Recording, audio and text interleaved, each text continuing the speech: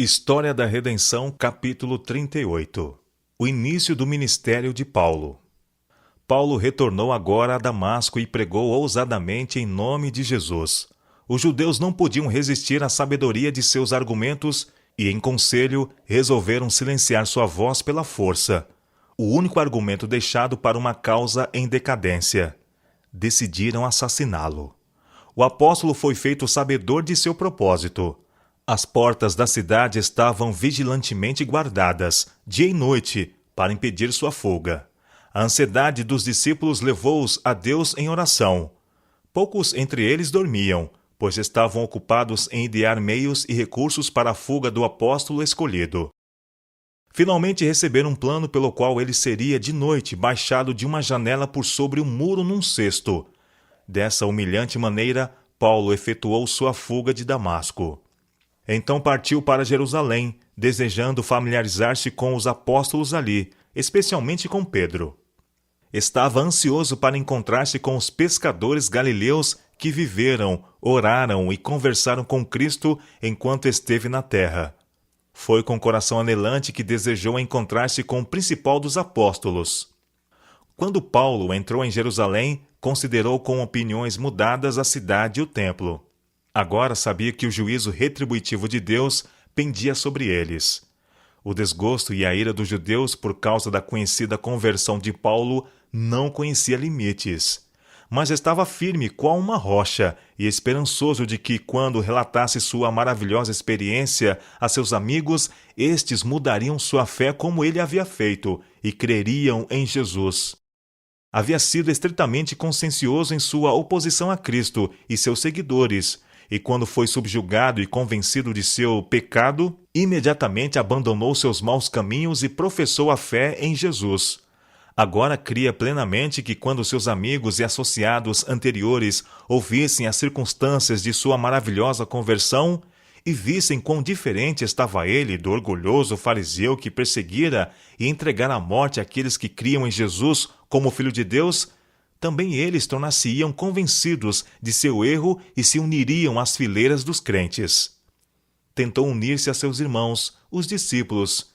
Grande foi, porém, seu pesar e desapontamento quando verificou que eles não recebiam como um de seu número. Eles relembravam suas passadas perseguições e suspeitavam que ele operava um plano para enganá-los e destruí-los.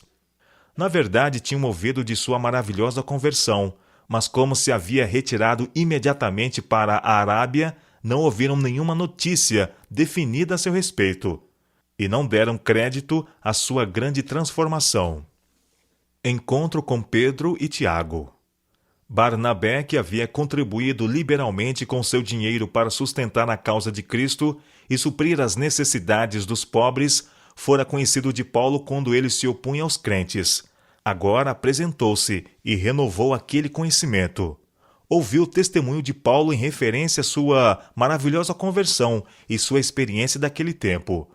Creu completamente e recebeu a Paulo, tomando-o pela mão e levando-o à presença dos apóstolos. Ele relatou sua experiência, a qual acabara de ouvir, que Jesus pessoalmente aparecera a Paulo no caminho de Damasco, que ele havia conversado com ele, que Paulo havia recobrado sua visão em resposta às orações de Ananias e que posteriormente sustentara nas sinagogas da cidade que Jesus era o Filho de Deus.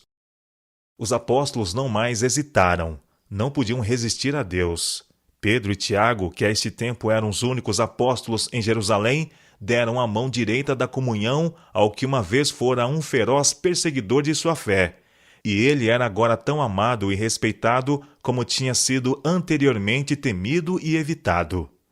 Aqui os dois grandes personagens da nova fé se encontraram.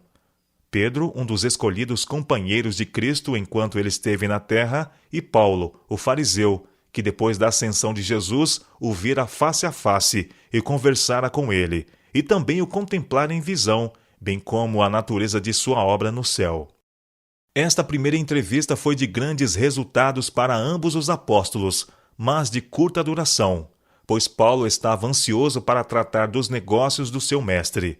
Logo, a voz que havia disputado tão ardentemente com Estevão foi ouvida na mesma sinagoga, destemidamente proclamando que Jesus era o Filho de Deus, advogando a mesma causa em cuja defesa morrera Estevão. Relatou sua própria maravilhosa experiência e, com o coração cheio de anelo por seus irmãos e antigos associados, apresentou as evidências proféticas, como fizera Estevão, de que Jesus, que fora crucificado, era o Filho de Deus. Mas Paulo avaliara mal o espírito de seus irmãos judeus. A mesma fúria que irrompera sobre Estevão veio sobre ele. Viu que devia separar-se de seus irmãos, e seu coração encheu-se de tristeza.